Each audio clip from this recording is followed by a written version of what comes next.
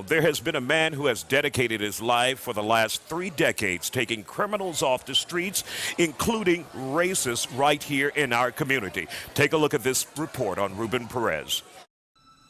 Why? Why us?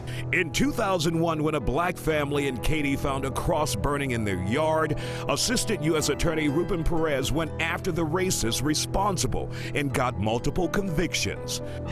It was in 2013 when Ramiro Serrata and Jimmy Garza brutally beat and sodomized a man because he was gay and black. Ruben Perez stepped in and got convictions. In 2013, Conrad Barrett targeted an elderly man and knocked him out unconscious because he was black. A hate crime. Federal prosecutor Ruben Perez stepped in, went after him, and got a conviction. Joining us now live here on The Factor Uncensored is former U.S. Attorney Ruben Perez, who just retired today at 5 o'clock. You retired from the U.S.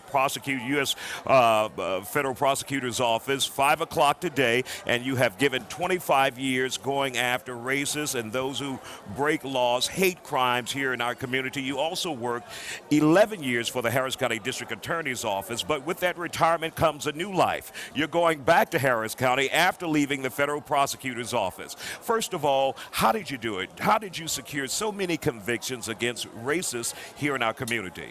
Bottom line is that the way it was done was through hard work, dedicated police officers, dedicated agents, and just working hard to collect the evidence necessary to prosecute and incarcerate these bad people. Were you ever surprised at the number of cases you had to deal with where in the new millennium we're dealing with racists in the community still not willing to embrace the rest of the community? Sometimes I would be surprised because I'm thinking, here we are in this great nation, fully protected by our Constitution, and yet we're dealing with people who would hurt people simply because of their color, their race, their religion, their perceived or actual religion, as I said, or disability or ethnicity.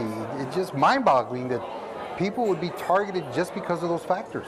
I know after 25 years you've done a long list of cases. Any case sticks out to you where you said, I'm glad I took this case on. I feel like I made a difference as a former Assistant U.S. Attorney? I think the one that stands out among others is the knockout case that occurred in Katy, Texas a couple of years ago, where this young man stalked and preyed upon this elderly, defenseless black gentleman and just knocked him out. Broke his jaw in a couple of places, and we didn't know that this had happened because the elderly black fella did not report it to the authorities, because he said when he was growing up, if he reported something that happened to a black person, and if it happened to be a police officer, it would be worse on you. So he didn't even report it for a whole week, even though he had a black broken jaw. In the hospital, and I remember covering that. You did cover What's that. next for Ruben Perez? Obviously, at 5 o'clock today, you retired from the U.S. Attorney's Office. What's next? What will you do next as a prosecutor? I report to District Attorney for Harris County, Kim Ogg, Monday morning at 7:30 in the morning. So, you from your retirement to right back to work. So all you have is a weekend off. A weekend, 2 days. Crushing crime is 24/7. And so what will you be doing in District Attorney Kim Ogg's office? I will be the chief of the Special Crimes Bureau, where we have several divisions in that bureau.